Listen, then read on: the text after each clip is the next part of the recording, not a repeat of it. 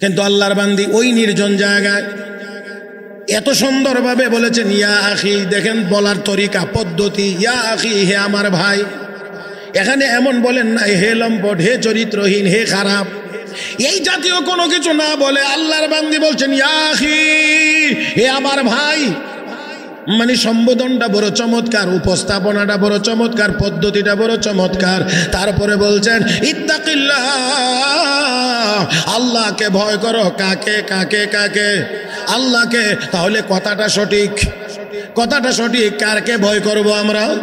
আল্লাহ তো বলেছেন ইয়া আইয়ুহাল্লাযীনা আমানুত্তাকুল্লাহ, হে ঈমানদাররা ভয় করো আল্লাহকে। হে মুসলমান, আল্লাহর বান্দা বলছেন হে আমার ভাই তুমি আল্লাহকে ভয় করো। আর নিয়ত তো হক নিয়ত, সহি নিয়ত। নিয়ত হলো আল্লাহর ভয় যদি তার ভিতরে চলে আসে, গুনার কাজ করবে না, আমাকেও গুনার কাজে করতে সে বাধ্য করবে না। আল্লাহর বান্দা এই কথা বললে মুহূর্তের মধ্যে তার মধ্যে পরিবর্তন। আল্লাহু আকবার। মুহূর্তের মধ্যে পরিবর্তন। শরীরটা এখন আর সামনের দিকে আগায় না, মনের ইচ্ছা যা ছিল সেটাও এখন বাধাগ্রস্ত হয়ে গিয়েছে।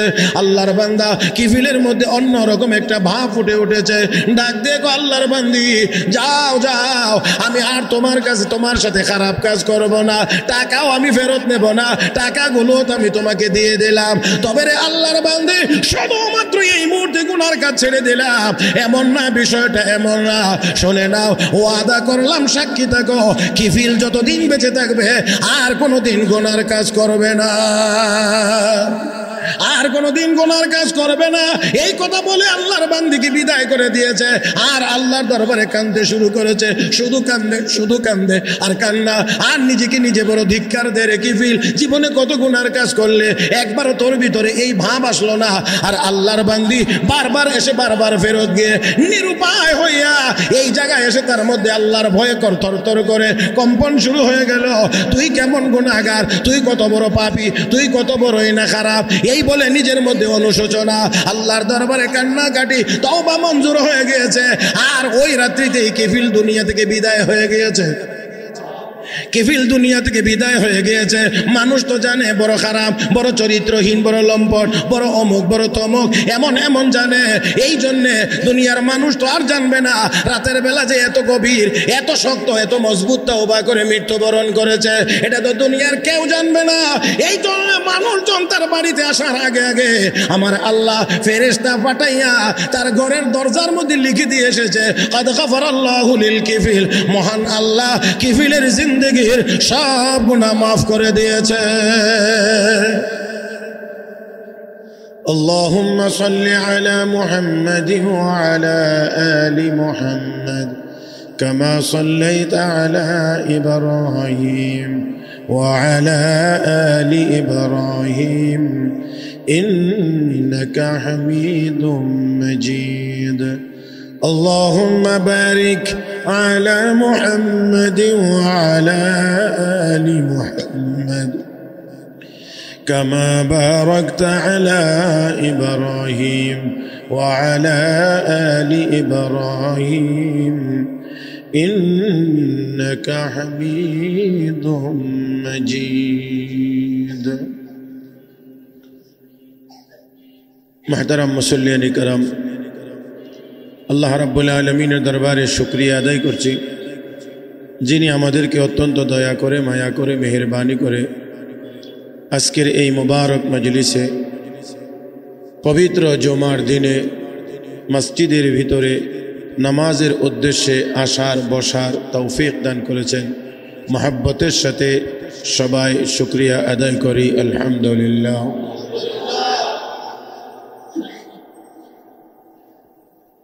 হাদিস শরীফে রাসূল করিম সাল্লাল্লাহু আলাইহি ওয়াসাল্লাম ইরশাদ করেছেন, ঘোষণা করেছেন, হাশরের ময়দানে বান্দার আমলের যখন হিসাব হবে, যেমন নামাজের হিসাব হবে, তো নামাজের হিসাব নিতে গিয়ে ফেরেশতারা দেখবেন তার ফরজ নামাজের ভিতরে কিছু ঘাটতি, কিছু ত্রুটি আছে। তো আল্লাহ রাব্বুল আলামিনকে বলবেন, আল্লাহ তোমার এই বান্দার ফরজ নামাজের ভিতরে কিছু ঘাটতি আছে, কিছু ত্রুটি আছে, আল্লাহ রাব্বুল আলামিন তখন বলবেন ফেরেশতাদেরকে, দেখো তার আমল নামায় নফল নামাজ আছে কি? কহা আছে। তাহলে এই নফল দিয়ে ফরজের ঘাটতিটা পূরণ করে দাও। তাহলে ফরজ ইবাদতের মধ্যে যেই ত্রুটি থাকবে, ঘাটতি থাকবে, সেইগুলো নফলের মাধ্যমে পূর্ণ করার ব্যবস্থা আল্লাহ করবেন। তো ফরজের সাথে নফল ইবাদত থাকার দরকার নাই? আছে। সেজন্যে আমাদের বুজুর্গানে দিন বলেন, ফরজ ইবাদত করো, ওয়াজিব আদায় করো, সুন্নতে মুআক্কাদা আদায় করো, যথাসম্ভব নফল মুস্তাহাবকে আদায় করার চেষ্টা করো যথাসম্ভব। তাতে করে কোনোদিন যদি ছুটে কোনো আমল, তাহলে নফলটা ছুটবে। কারো যদি অভ্যাস থাকে এশার নামাজ 4 রাকাত সুন্নত পড়ে, তারপরে ফরজ নামাজ পড়ে, তারপরে আবার 2 রাকাত সুন্নত পড়ে, তারপরে 2 রাকাত নফল পড়ে, তারপরে ভেতরের নামাজ পড়ে, যদি কারো আদত বা অভ্যাস এমন হয়, তাহলে একটু খেয়াল করেন, শরীর খারাপ লাগতেছে, কিছুটা অসুস্থ, তাহলে ওই দিন সে কি করবে? ওই তো ফরজের নামাজের আগে যে 4 রাকাত সুন্নত আছে, এটা সুন্নতে মুআক্কাদা না পড়লেও গুনাহ হবে না। শরীর খারাপ লাগতেছে, অসুস্থ, তাহলে বলবে এই সুন্নতটা বাদ দিয়ে ফরজ নামাজটা পড়ি, পরের 2 রাকাত সুন্নত পড়ে নেই, মাঝখানে আবার যে 2 রাকাত নফল পড়ছিলাম, এই নফলটা বাদ দিয়া বেতেরের নামাজটা পড়ে নেই, তাহলে মোটামুটিভাবে তার ফরজ এবং ওয়াজিব সুন্নতে মুআক্কাদা আদায় হবে, নফলটা তার হাতছাড়া হবে বা ছুটবে। এখন যদি কারণ নিয়মিত অভ্যাস হয় 4 রাকাত ফরজ, 2 রাকাত সুন্নত, 3 রাকাত বেতের, এই যদি তার অভ্যাস হয়, তাহলে কোনোদিন যদি অসুস্থতা আসে বা একটু খারাপ লাগে, বেশি আর নামাজ পড়তে মন চাইতেছে না, পারতেছে না, তাহলে ওই দিন ছাড়বে কোনটা? 2 রাকাত সুন্নতে মুআক্কাদা ছাড়তে হবে। আল্লাহ বুঝাইতে পারি নাই মনে হয়। সেই জন্যে এখন খেয়াল করেন, যদি কারো ওই 2 রাকাত সুন্নত পড়ার অভ্যাস নাই, শুধু ফরজ নামাজ পড়ে আর ভেতরের নামাজ পড়ে, আল্লাহ না করো কোনোদিন যদি অসুস্থতা অনুভব করে, খারাপ লাগে, বেশি ইবাদত করতে পারতেছে না, মন চাইতেছে না, তাহলে ওই দিন তার যদি কোনোটা ছাড়তে হয় বা কোনোটা ছুটে, তাহলে তো ওয়াজিব নামাজ, ভেতরের নামাজ ছুটবে। যদি কারো শুধু ফরজ নামাজই পড়ার অভ্যাস হয় আর কোনো নামাজই পড়ে না, শুধু ফরজ, যেমন আমাদের অনেকের এখন ফ্যাশন হয়েছে, সালাম ফিরাইতে দেরি হয় আর মসজিদ থেকে বেরিয়ে দেরি হয় না, বোঝা যায় মানে ওনারই সালাম ফিরানোর আগে আগেই জান্নাতের সার্টিফিকেট হয়ে গেছে। অবস্থাটা এমন অনেকের। যদি শুধুমাত্রই ফরজ নামাজ 4 রাকাত পড়ারই অভ্যাস হয়, যদি অভ্যাস, আমি অভ্যাসের কথা বলছি, যদি এটাই তার আদত হয়, অভ্যাস হয়, তাহলে যেদিন ছুটবে সেদিন তো ফরজটাই ছুটবে। এখন যদি আপনারা বুঝে থাকেন, তাহলে বলেন অভ্যাস কোনটার উপরে হওয়া চাই? অভ্যাস হওয়া চায় একেবারে নফল মুস্তাহাবের উপরে। ফরজ তো অবশ্যই, ওয়াজিব তো অবশ্যই, সুন্নতে মুআক্কাদাও অবশ্যই, অপশনাল যেটা থাকে ঐচ্ছিক সেটা হলো নফল মুস্তাহাব। এই নফল মুস্তাহাবের উপরে যদি অভ্যাস হয়, তাহলে যেদিন ছুটবে সেদিন সর্বোচ্চ নফলটা ছুটবে, ফরজ ওয়াজিব সুন্নতে মুআক্কাদা ঠিক থাকবে। আর যত কাটছাট করে আমল করবেন ছুটবে তো ফরজটাই ছুটবে। সেই জন্যে হাদিস শরীফে রাসূল করিম সাল্লাল্লাহু আলাইহি ওয়াসাল্লাম ঘোষণা করেছেন, যদি কোনো মানুষের অভ্যাস হয়ে যায় জোহরের আগে 4 রাকাত সুন্নত ছেড়ে দেওয়ার, 4 রাকাত জোহরের নামাজের আগের 4 রাকাত সুন্নত, সুন্নতে মুআক্কাদা, গুরুত্বপূর্ণ তাকিদ যুক্ত এই সুন্নত যদি কারো ছেড়ে দেওয়ার অভ্যাস হয়, হাসরের ময়দানে আল্লাহর নবীর স্পেশাল শাফাআত তার নসিব হবে না। নবীজির স্পেশাল শাফাআত তার নসিব হবে না। হ্যাঁ, শাফাআত তো অনেক। আমার আপনার নবী হাসরের ময়দানে সুপারিশ করবেন। আল্লামা বদরুদ্দিন আইনি রহমতুল্লাহি আলাইহি উমদাতুল কারি আলা সহিহুল বুখারী, বুখারী শরীফের ব্যাখ্যা গ্রন্থ উমদাতুল কারির ভিতরে লিখেছেন যে আল্লাহর নবী হাসরের ময়দানে 6 প্রকারের সুপারিশ করবেন, 6 প্রকারের সুপারিশ করবেন। তো নবীর এক এক রকমের সুপারিশ এক এক দলের জন্য হবে। একটা সুপারিশ সব উম্মতের জন্য হবে, শুধু আমরা না, সব নবীর সব উম্মতের জন্য, যাকে শাফাআতে কুবরা বলা হয়। বড় সুপারিশ, বড় সুপারিশ, এটা সবাই সমানভাবে উপভোগ করবে। নবীর এই সুপারিশ ছাড়া হাসরের ময়দানে আল্লাহ বিচার কার্য শুরুই করবেন না। এই জন্য এটা বড় সুপারিশ। আর বাকি অন্যান্য যে সুপারিশগুলো আছে, এর মধ্যে প্রথম নম্বরে সুপারিশ হলো আল্লাহর নবী একদল উম্মতের ব্যাপারে সুপারিশ করবেন, আল্লাহ আমার এই এই এই এই উম্মতগুলোকে তুমি বিনা হিসাবে জান্নাত দিয়ে দাও। এটা হলো নবীর স্পেশাল সুপারিশ। কোনো বিচার নাই, কোনো হিসাব কিতাব নাই, কিচ্ছু নাই। আল্লাহ এই এই এই এই উম্মতগুলোর জন্য আমি সুপারিশ করছি, আল্লাহ তুমি তাদেরকে বিনা হিসাবে জান্নাত দিয়ে দাও। দেখেন, এই সুপারিশটা যদি আমাদের নসিব হয় তাহলে আর কোনো টেনশন আছে নি? হ্যাঁ, নবীর সুপারিশ হবে আল্লাহ, কোনো হিসাব কিতাব নাই, আর এমনি। আর দেখেন, বুখারী শরীফে ইমাম বুখারী রাহমাতুল্লাহি আলাইহি একটা শিরোনাম নির্ধারণ করেছেন, মান নুকিশাল হিসাব উযিবা। আল্লাহ যদি কাউকে ধরেন তাহলে সে আর ছুটে যাইতে পারবে না, অবশ্যই অবশ্যই সে আযাবের সম্মুখীন হবে। এই জন্যে আম্মা আয়েশা সিদ্দিকা রাদিয়াল্লাহু তাআলা আনহা বলেন, আমি নবীকে নামাজের মধ্যে সেজদায় পড়ে কাঁদতে আর দোয়া করতে শুনেছি, আল্লাহুম্মা হাসিবনি হিসাবান ইয়াসীরা, আল্লাহুম্মা হাসিবনি হিসাবান ইয়াসীরা, আল্লাহুম্মা হাসিবনি হিসাবান ইয়াসীরা। ইয়া আল্লাহ, হাসরের দিন আমার কাছ থেকে তুমি সহজ হিসাব নিও। আপনাদের কি মনে হয়, আপনাদের কি মনে হয় আমার নবীর কোনো হিসাব হবে? তো আল্লাহ, আরে নবীর তো কোনো হিসাবই হবে না। তারপরেও নবীকে আল্লাহ আমার কাছ থেকে তুমি সহজ হিসাব নিও, তার মানে উম্মতকে শিখাইছেন আল্লাহর কাছে এই দোয়া করো যে আল্লাহ আমার কাছ থেকে সহজ হিসাব নিও, আল্লাহ আমার কাছ থেকে সহজ হিসাব নিও, আল্লাহ আমার কাছ থেকে সহজ হিসাব নিও। কঠিন করলে যাওয়ার মতো, ছুটবার মতো কোনো ব্যবস্থা নাই। এটাই হলো মান নুকিশাল হিসাব উযিবা। যাকে একটু টোকা দেওয়া হবে সে আর ছুটতে পারবে না। এখন সহজ আর কঠিন কোনটা? সহজ আর কঠিন কোনটা? মুহতারাম হাজরিন, উলামায়ে কেরাম লিখেন, আল্লাহ বান্দাকে বলবেন এই এই এই এই এই গুনার কাজ করছিলে, বলে হ্যাঁ আল্লাহ করছিলাম, মানে ওই উসিলায়, ওই কাজে, ওই নেক আমলের বরকতে, ওই নেক আমলের উসিলা তোরে মাফ করে দিলাম। এই এই গুনার কাজ করছিলে, বলে হ্যাঁ করছিলাম, মাফ করে দিলাম। এটা সহজ হিসাব। আর যদি আল্লাহ জিজ্ঞেস করেন কেন করছিলে, এই কঠিন হয়ে গেল।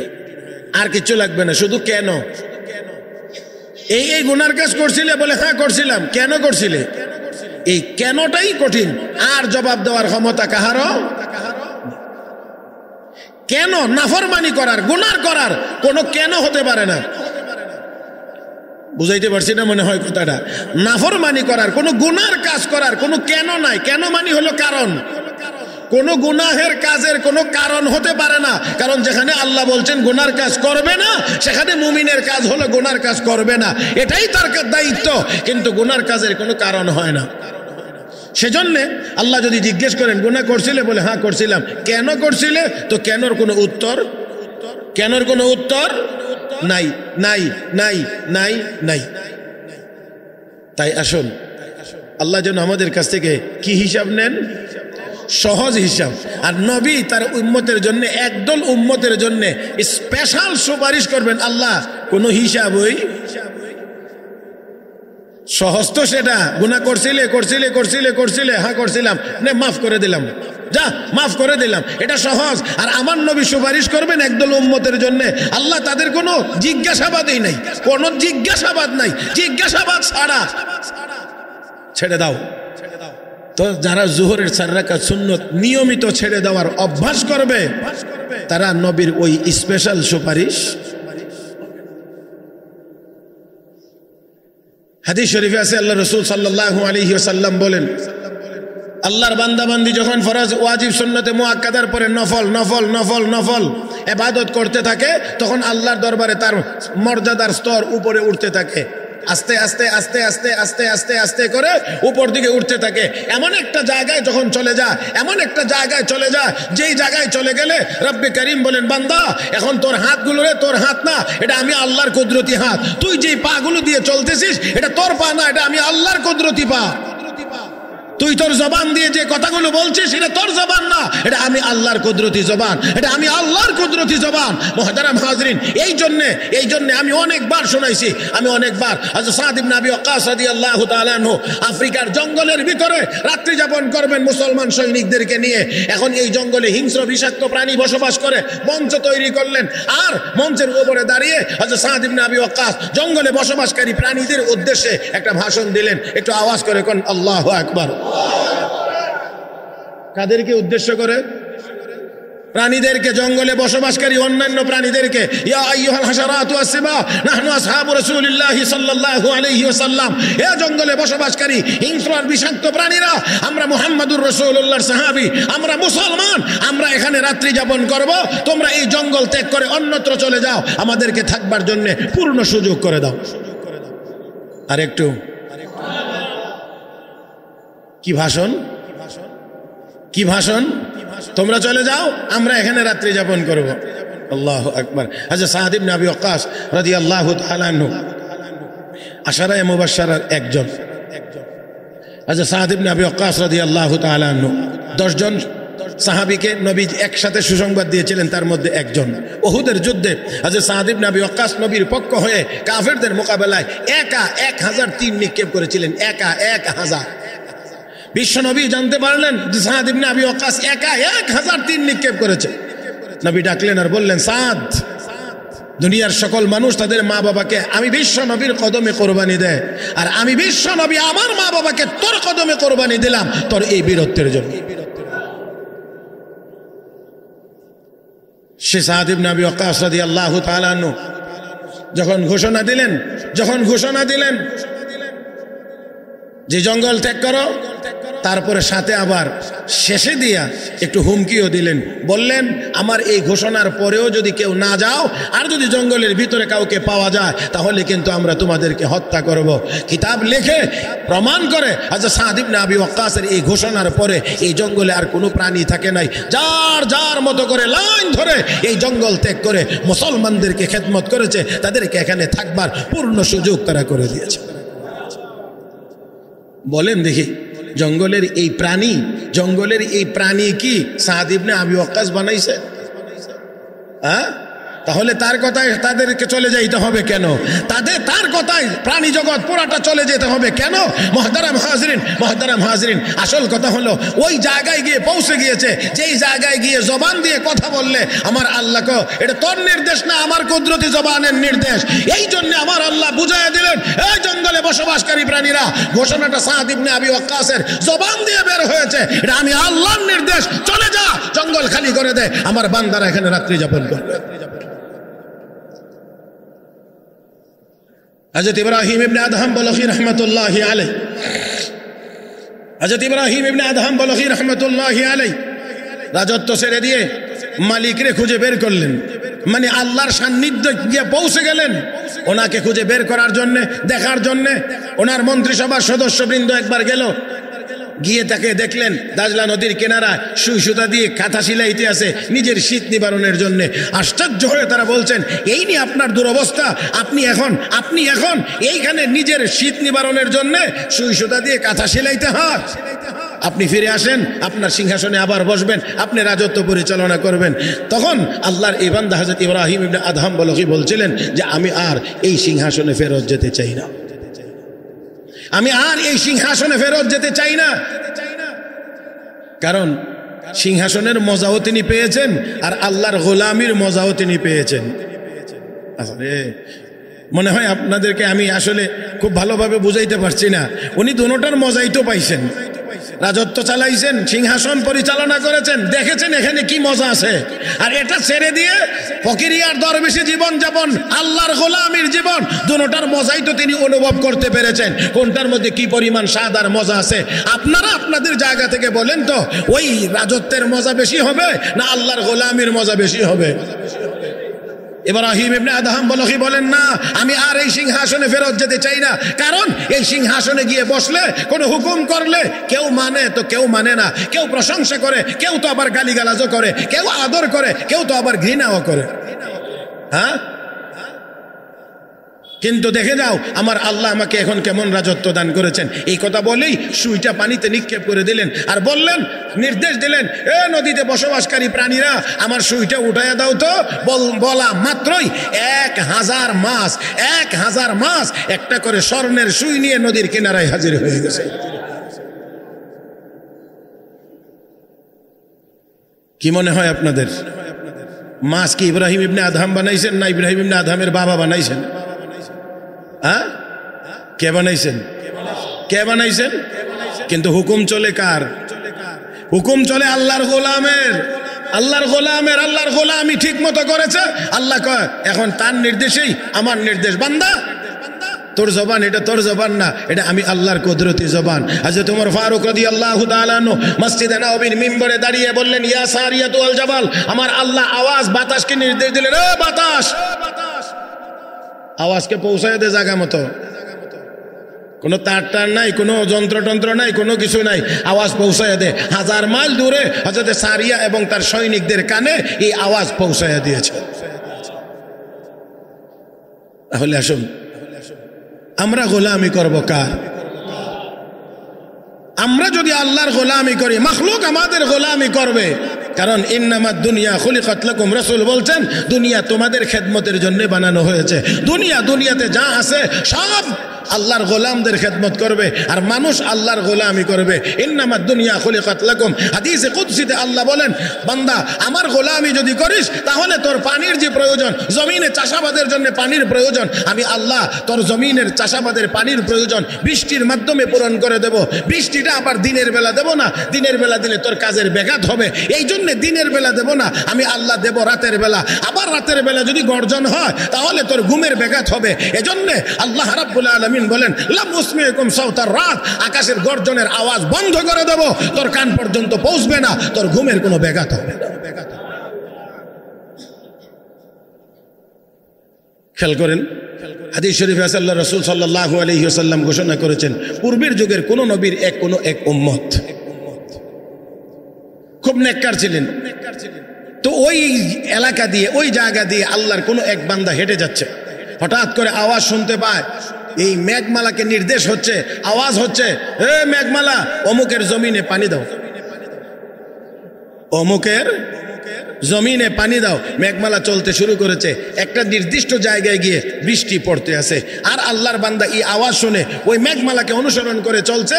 বৃষ্টি পড়তেছে যেখানে, যেই জায়গাতে, ওইখানে পানি জায়গা মতো পৌঁছানোর জন্য আরেকজন কৃষক হাতে কোদাল নিয়ে দাঁড়িয়ে আছে, মানে জমিনে কাজ করতেছে, পানি জায়গায় জায়গায় পৌঁছাইতেছে। আল্লাহর বান্দা এবার জিজ্ঞেস করে, ও ভাই আপনার নাম কি? অমুক। ওই যে উপরে যেই নাম বলা হয়েছিল, আপনার নাম কি? অমুক। বলে, হ্যাঁ আমার নাম অমুক।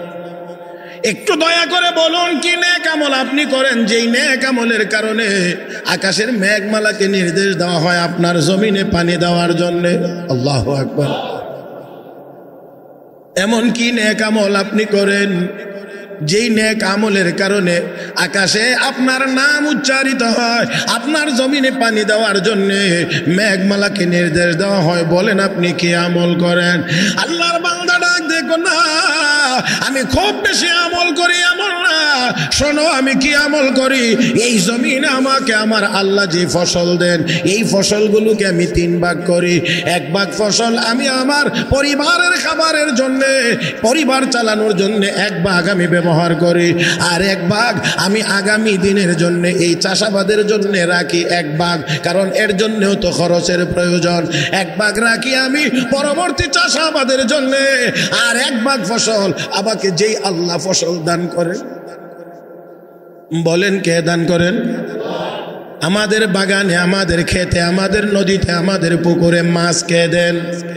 হে মুসলমান, ফল আর ফসল কে দেন? নাকি সন্দেহ আছে নাকি কিছু? তাহলে আওয়াজে তো বোঝা যায় কিছু সন্দেহ আছে। আমার আপনার রিজিকের ব্যবস্থা কে করেন?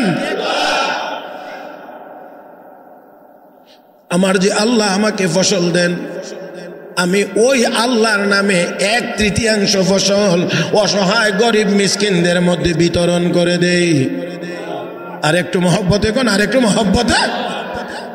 আমি আমার এই জমিন থেকে উৎপাদিত ফসল 3 ভাগ করি। 1 ভাগ আমি নিজে আমার পরিবার নিয়ে খাই, 1 ভাগ চাষাবাদের জন্য রেখে দেই, আর 1 ভাগ আমাকে যে মালিক ফসল দেন আমি সেই মালিকের নামে অসহায় গরিব মানুষদের মধ্যে বিতরণ করি। এই আল্লাহর বান্দা কো, এই জন্যই আল্লাহ আপনার উপর এত সন্তুষ্ট যে আপনাকে পানির টেনশনও করতে হয় না। আল্লাহ আকাশের মেঘমালাকে নির্দেশ দিয়ে আপনার জমিনে পানি পৌঁছানোর ব্যবস্থা করে দেন। মুহতারাম হাজিরিন, আল্লাহর যদি প্রিয় হওয়া লাগে, আল্লাহর যদি প্রিয় হওয়া লাগে তাহলে অবশ্যই শুধু ফরজ ওয়াজিব সুন্নতে মুআক্কাদা দিয়ে নয়, অবশ্যই নফল ইবাদতের প্রয়োজন হয়। মুহতারাম হাজিরিন, যতক্ষণ না হবে ততক্ষণ পর্যন্ত ওই মানুষটি আল্লাহর প্রিয় হতে পারে না।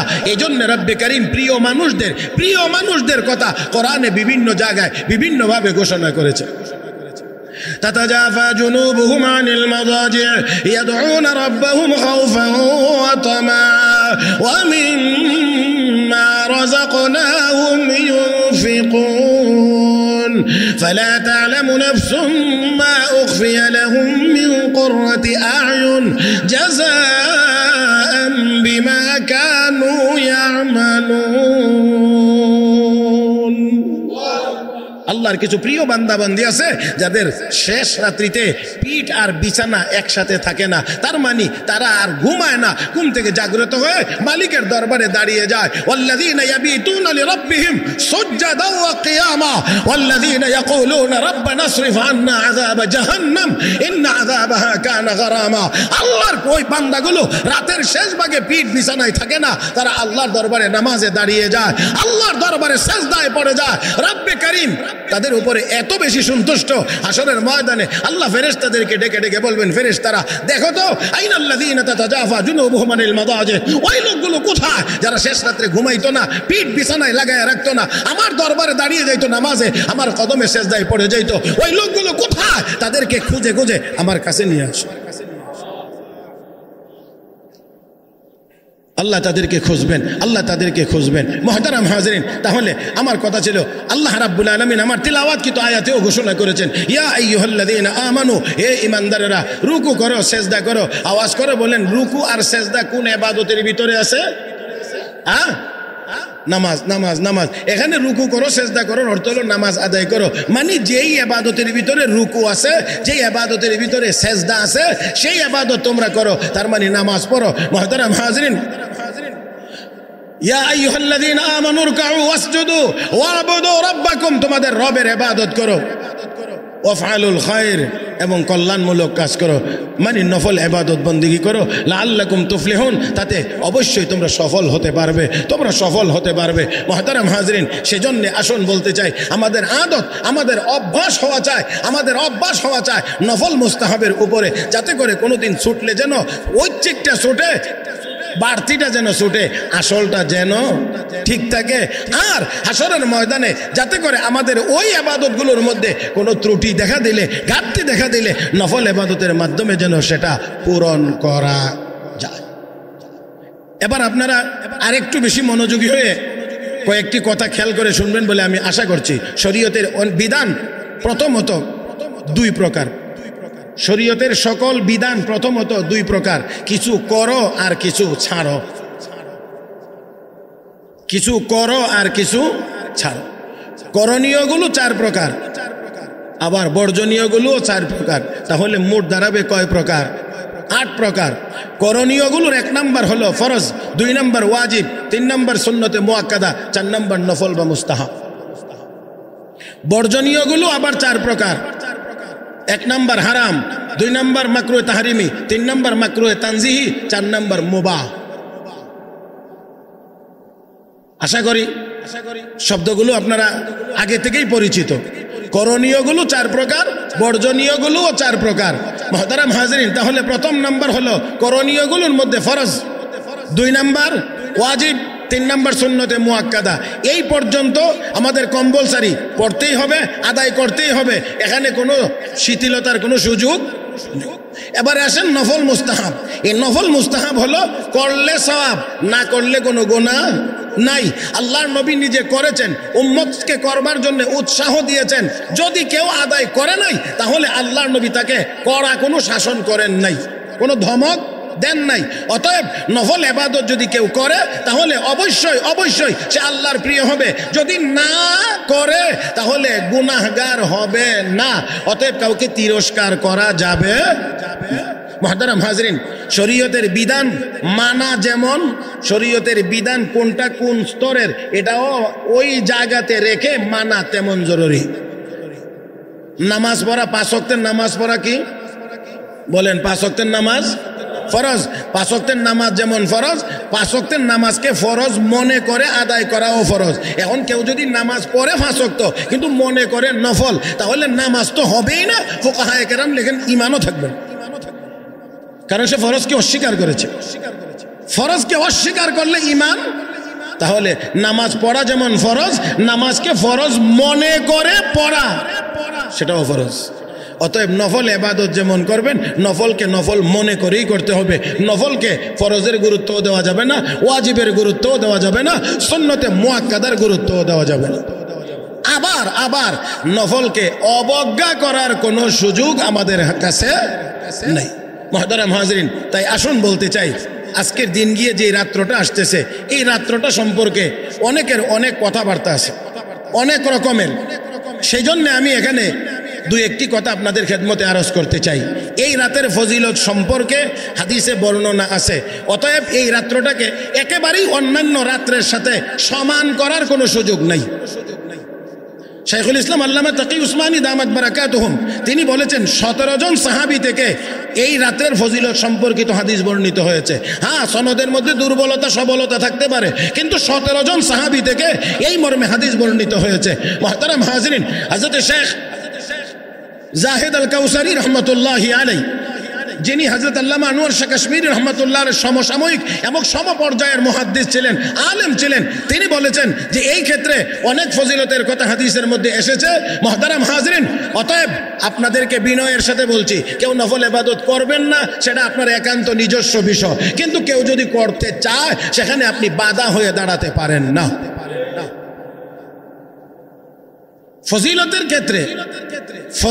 ক্ষেত্রে মুহাদ্দিসিন কেরাম এবং ফুকাহায়ে কেরাম উভয় দলের কাছে সনদের দিক থেকে দুর্বল হাদিসও গ্রহণযোগ্য। আমলের ক্ষেত্রে মুহতারাম হাজরিন, সেই জন্য আমি আপনাদেরকে বলছি, তা হলো এই রাত্রটা একেবারে অন্যান্য রাত্রের সমান বলে যারা একেবারেই এটাকে ঠান্ডা করে দিতে চায়, তারা সঠিক জায়গাতে নাই। আবার যারা এই রাত্রকে কেন্দ্র করে একেবারে রুটি হালুয়া অমুক তমুক এটা ওইটা আরো যা আয়োজন করেন, এই আয়োজনের সাথেও এই রাত্রের ফজিলতের কোনো সম্পর্ক করে মনে রাখতে হবে। এই জন্যে আমরা বলে থাকি যে আমরা বাড়াবাড়িতেও নাই, ছাড়াছাড়িতেও নাই। হ্যাঁ, বাড়াবাড়িতেও নাই, ছাড়াছাড়িতেও নাই। যতটুকু আছে ততটুকুর উপরে আমরা আমল করতে চাই, যেটা নাই এটা সংযোগ করে আমরা বেদাতে লিপ্ত হতে চাই না। সেই জন্যে একেবারে অস্বীকার করে দেওয়ার মতো এই রকম কথা যেন আমরা দয়া করে না বলি। আবার এই রাত্রে রুটি লাগবে, হালুয়া লাগবে, এই রাত্রে কবরস্থানে দল বেঁধে যাইতেই হবে। কবরস্থানে না গেলে কয়, কি করছ তুই? কালকে কবরস্থানে গেছ না, সারাটা রাত কি করলি? জি, দয়া করে এমন না। হ্যাঁ, আপনার মনে চায় আপনি একা যান। বিশ্ব নবী রহমতুল্লিল আলমিন নবী মুহাম্মদুর রাসূলুল্লাহ সাল্লাল্লাহু আলাইহি ওয়াসাল্লাম কবর জিয়ারতে গেছেন, কোনো সাহাবীও জানেন না। এই রাত্রিতে নবী কবর জিয়ারতে গেছেন, কোনো সাহাবীও জানেন না। আম্মা আয়েশা সিদ্দিকা বলেন, আমি হঠাৎ ঘুম থেকে জাগ্রত হয়ে দেখি নবী আমার পাশে নাই। ভাবলাম অন্য কোথাও, গিয়ে দেখলাম যে না, অন্য কোথাও নাই। তারপরে খুঁজতে লাগলাম, খুঁজতে চলে গেলাম জান্নাতুল বাকিতে কবরস্থানে। গিয়ে দেখি সেখানে আল্লাহর নবী দোয়া করতেছে। নবী কয়জন নিয়ে গেছেন? কথা কেন, একাই গেছেন না? তাহলে আপনি একা যান। এখন আমরা মিছিল শুরু করি, আবার কোন জায়গাতে অমুক এতটা রাত এতটার সময় আমরা সবাই কবর জিয়ারত যাবো। মাশাআল্লাহ, কি দারুণ ঘোষণা। হ্যাঁ, এই দিকে খেয়াল রাখতে হবে। নবী গেছেন তবে একা। আল্লাহ নবী বলছেন, আয়েশা জানো এটা হলো লাইলাতুন নিসফি মিন শাবান, এটা হলো শাবানের 15তম রাত। আর এই রাত্রিতে আল্লাহ ব্যাপক হারে গুনাহগার উম্মতকে মাফ করেন। যারা বলতে চান অন্যান্য রাত এই রাত সমান, তারা একটু হাদিসের এই শব্দগুলোর দিকে খেয়াল করতে হবে। লাইলাতুন নিসফ মিন শাবান নবী কেন বলছেন তাহলে যে এটা শাবানের 15তম রাত? এরা এই কথাটা নবী যেহেতু বলেছেন, তাহলে বোঝা গেল এটা অন্যান্য রাতের সমান নিশ্চয়ই না। একটু না একটু ব্যবধান তো অবশ্যই আছে, না হলে নবী কথা বলতেন না। মুহতারাম হাজিরিন, তাই আসুন, আল্লাহর নবী বললেন আয়েশা এই রাত্রিতে আল্লাহ ব্যাপক হারে গুনাহগার উম্মতকে, গুনাহগার মানুষকে মাফ করেন। এই জন্য আমি দোয়ার জন্য এসেছি। কি পরিমাণ মাফ করেন? আরবে একটা গোত্র ছিল, নাম ছিল বনু কালব। এই বনু কালব গোত্রের লোকেরা বেশি পরিমাণে ছাগল লালন পালন করতো, ছাগল বকরি। বিশ্ব নবী বলেন ওই বনু কালব গোত্রের সবার মিলাইয়া যত ছাগল বকরি আছে, আর সবগুলো ছাগল বকরির গায়ে যেই পরিমাণ পশম আছে, আল্লাহ এই শাবানের 15তম রাত্রিতে সেই পরিমাণ গুনাহগারকে মাফ করে দেন। সেজন্য সব কথার মিলায়া যে কথাটা বলতে চাই, এখানে এই রাত্রির আমল হলো ব্যক্তিগত। কোন জায়গায় শোনা যায় সালাতুত তাসবিহ জামাতের সাথে, আজকের রাত্রিতে সালাতুত তাসবিহ না পড়লে আর পড়বে কোন সময়? হ্যাঁ, মানে সালাতুত তাসবিহ নামাজ কি এই রাতের সাথে নির্ধারণ করে দেওয়া, এবং কোথাও কোথাও জামাতে, মানে একজন ইমামের নেতৃত্বে এই নামাজ আদায় করা। মনে রাখতে হবে নফল নামাজের কোনো জামাতই শরীয়তের ভিতরে নেই, নফল নামাজের কোনো জামাত নেই। তো আপনি কোত্থেকে আমদানি করলেন? এই জন্যে আমি আবারও বলছি, আমরা বাড়াবাড়িতে নাই, ছাড়াছাড়িতেও নাই। বিশেষ করে দেওবন্দি উলামায়ে কেরামের সেই আকীদা এবং বিশ্বাস, এটা যথেষ্ট পরিমাণ ব্যালেন্সড, অত্যন্ত ব্যালেন্স করে তারা কথা বলেন এবং কোরআন হাদিসের আলোকে মতামত দিয়ে থাকেন। এই জন্য আমরা ওই দিকেও যাইতে চাই না, রুটি হালুয়া সহ এই দিকে দৌড়াদৌড়ি। আরেকটা হলো আতশবাজি। হ্যাঁ, কোথায় থেকে এটা আমদানি হইল এটা আমি মোটেও জানি না, এটা আমি মোটেও বুঝিও না। মুহতারাম হাজরিন, এই কাজের সাথে ইসলাম ধর্মেরই কোনো সম্পর্ক, কথাগণ কোনো সম্পর্ক, আগুনের সাথে ইসলাম ধর্মের কোনো সম্পর্ক, তাহলে এটা কোথায় থেকে আসলো? নিশ্চয় কোনো না কোনো জালেম, কোনো না কোনো চক্রান্তকারী, কোনো না কোনো ইসলাম ধর্মের বিদ্বেষী মুসলমানদের এই পবিত্র রাতের পবিত্রতাকে নষ্ট করার জন্য এই কাজটা এই রাত্রিতে মনে হয় চালু করে দিয়েছিল। আমার ভাইয়েরা, সেজন্যে বিনয়ের সাথে বলছি, এই আতশবাজির সাথে এই রাত্রের কোনো সম্পর্ক তো দূরের কথা, ইসলাম ধর্মের কোনো অংশের সাথে, কোনো একটি ক্ষুদ্রতম অংশের সাথেও এই আতশবাজির কোনো সম্পর্ক। তাই আসুন, আমি আপনাদের খেদমতে এতটুকুই কথা বলার চেষ্টা করলাম যে আমল হবে, নামাজ, নফল নামাজ পড়েন, ইস্তেগফার পড়েন, তেলাওয়াত করেন, জিকির আজকার করেন, কোরআন তেলাওয়াত করেন। তবে অনুরোধ করব বেশিরভাগটা বাসাতে করেন। কোথায়? জি, আর বাসা করবেন কেমনি? বাসা তো মাশাআল্লাহ আজকের রাত্রে তো আসরের নামাজের পর থেকেই অনেক বেগমেরা তার জামাইরে ঠেলা শুরু করবো, আজকে কইলাম মসজিদে যাইও। হ্যাঁ, সারা বছর না গেলেও আসরের নামাজের পর থেকে ধাক্কানি শুরু করবো, দেখো আজকে কিন্তু ভুল করে না, আজকে মসজিদে যাইও। মসজিদে যাইবে কেন? আজ নফল নামাজ তো ঘরে পড়া উত্তম, কিন্তু দুর্ভাগ্য, রাগ করবেন আপনারা, কষ্ট পাবেন, এই জন্য বেশি কড়া করে বলতে পারলাম না। আমাদের ঘরটা তো আর নামাজ পড়ার উপযোগী না। আমাদের অধিকাংশদের ঘর নামাজের উপযোগী না। রাসূল ১৫০০ বছর আগেই বলেছেন, লা তাজআলু বুয়ুতাকুম কুবুরা, তোমাদের ঘরটাকে তোমরা কবরস্থানে পরিণত করিও না। তার মানে হলো কবরস্থানে নামাজ পড়া যায় না, তোমাদের ঘরটাকেও এরকম নামাজ না পড়ার উপযোগী জায়গা বানায়ও না। তার মানে এমন রাখো যে এই ঘরের ভিতরে যেন নামাজ পড়া। মুহতারাম হাজরিন, তাহলে এবাদত আমরা করব, এবাদতকে এবাদতের জায়গাতে রেখে করব। যে স্তরের এবাদত সেই স্তরে রেখে আমরা এবাদত করব ইনশাআল্লাহ। রাজি আছি তো সবাই? আর মসজিদের উপরে এই নফল এবাদতের জন্য খুব বেশি প্রেসার, খুব বেশি চাপ না দেওয়া চাই, ঘরে হওয়া চাই, ঘরে হওয়া চাই, ঘরে হওয়া চাই।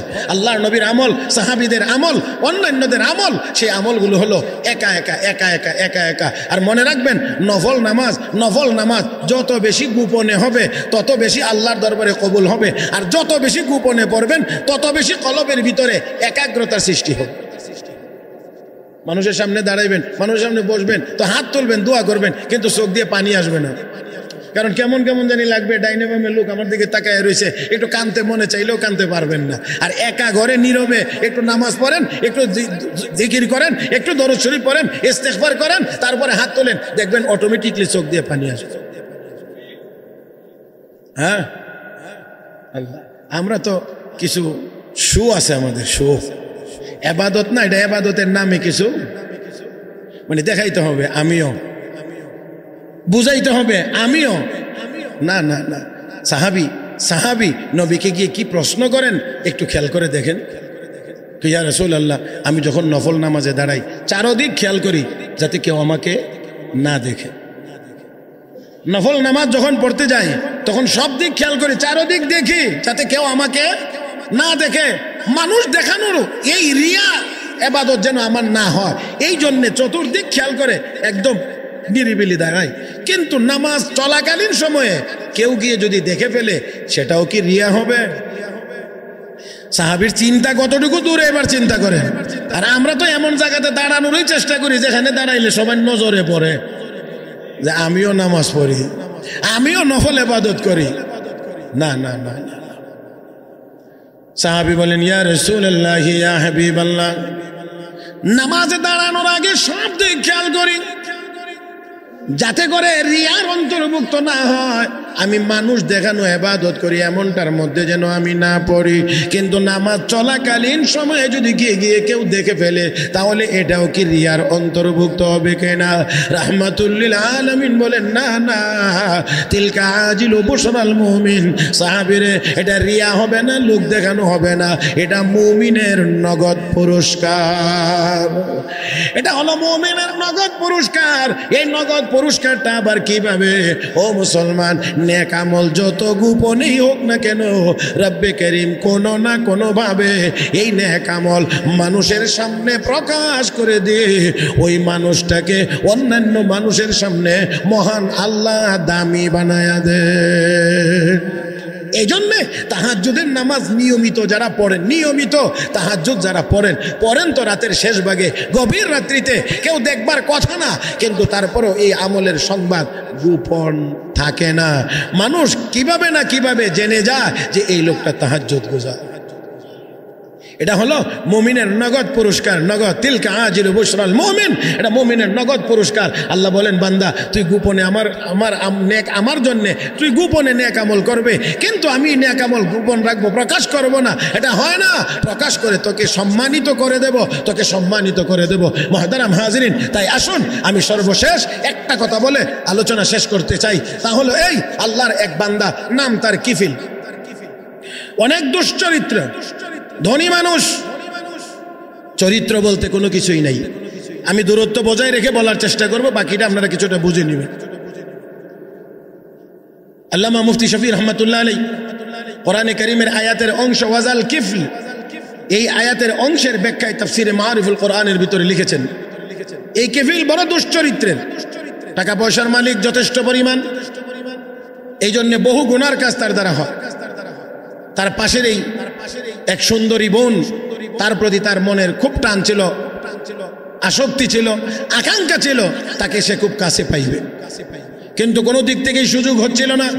ওই আল্লাহর বান্দিটি ছিল নেককার, এই জন্যে কোনো সুযোগ তার হাত নাই। কিন্তু ওই সুন্দরী দিনদার মেয়েটি, আল্লাহওয়ালি মেয়েটি ছিলেন গরিব, দরিদ্র, অসহায় হয়ে একদিন কিফিলের কাছে এসেছে ঋণ নেওয়ার জন্যে। কিফিল বলছে, আমি তোমাকে ঋণ দেব না, আমি এমনিই দেব। আমি এই জন্যে আগেই বলছি যে আমি দূরত্ব বজায় রেখে বলবো, আপনারা আশা করি বুঝে নেবেন। আমি এমনিই দেব। এই কথাটার ভিতরে কিছু একটা ইঙ্গিত আছে, বাজে ইঙ্গিত আছে, খারাপ ইঙ্গিত আছে। আল্লাহর বান্দি চলে গেলেন, না, গুনার কাজ আমার দ্বারা সম্ভব না। আবার আসলেন অভাবের কারণে, একই কথা কিফিল বলল, আল্লাহর বান্দি চলে গেলেন। আবার আসলেন, একই কথা, চলে গেছেন। এবার নিরুপায়, আর কোনো ব্যবস্থা নাই, কোনো কিছুই বুঝে উঠতে পারছেন না। শেষ পর্যন্ত কিফিলের এই খারাপ প্রস্তাবে রাজি হয়ে কিছু টাকা গ্রহণ করেছে এবং নির্জন জায়গায় গিয়ে সেই গুনার কাজ করবে। কিফিলের মনে তো আনন্দ, দীর্ঘদিনের আকাঙ্ক্ষা পূরণ হতে চলছে, সেই জন্য তার মনে খুবই আনন্দ। কিন্তু আল্লাহর বান্দি যতই সামনের দিক যাইতে আসে, ততই তার শরীর ভারী হয়ে আসছে, ততই সে নিস্তেজ হয়ে যাচ্ছে। এক পর্যায়ে একেবারে নির্জন জায়গায় চলে গেছে, শুধু গুনার কাজ এখন হবে, আর কোনো বাধা এখানে নাই। কিন্তু আল্লাহর বান্দির শরীর থরথর করে কাঁপতে আছে। কিফিল জিজ্ঞেস করে, তুমি এমন করছো কেন?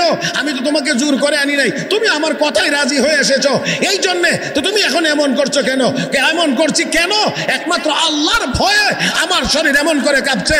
আমি যে আল্লাহকে ভয় করছি, ইয়া আখি ইত্তাকিল্লাহ, হে ভাই তুমিও সেই আল্লাহকে ভয় করো।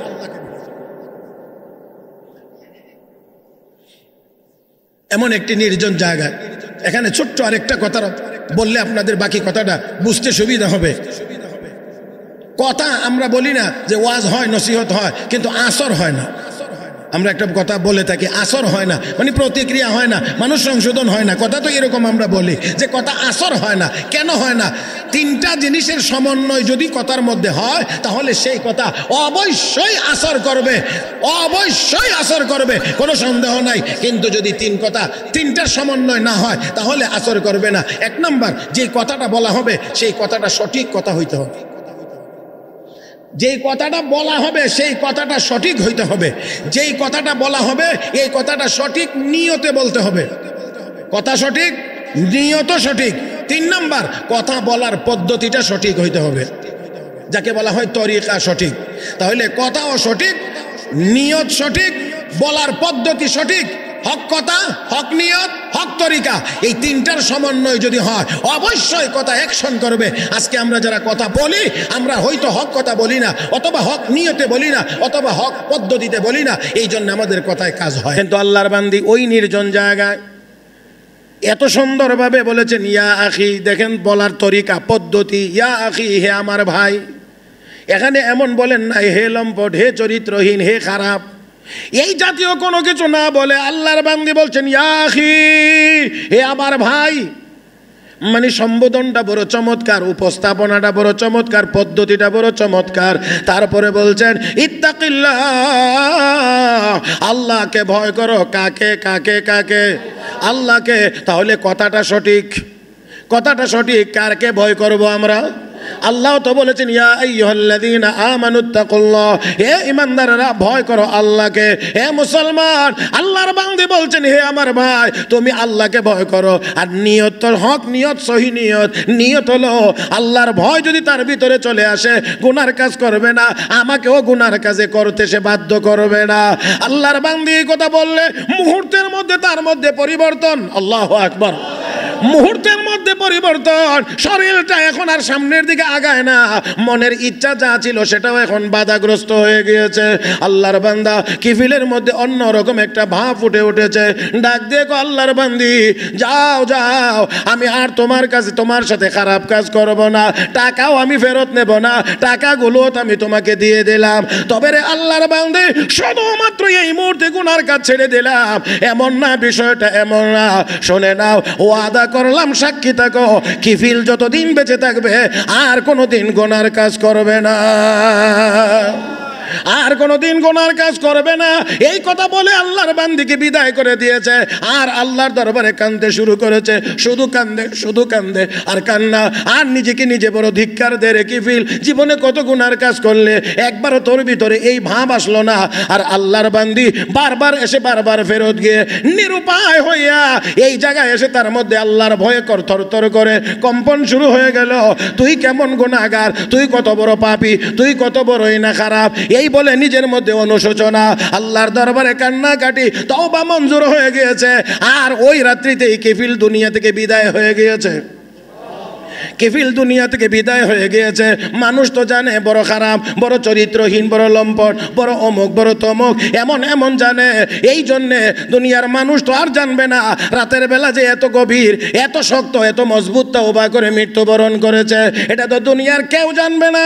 এই তো মানুষজন তার বাড়িতে আসার আগে আগে আমার আল্লাহ ফেরেশতা পাঠাইয়া তার ঘরের দরজার মধ্যে লিখে দিয়ে এসেছে, কদ গফারাল্লাহু লিল কিফিল, মহান আল্লাহ কিফিলের জিন্দেগির সব গুনাহ মাফ করে দিয়েছে।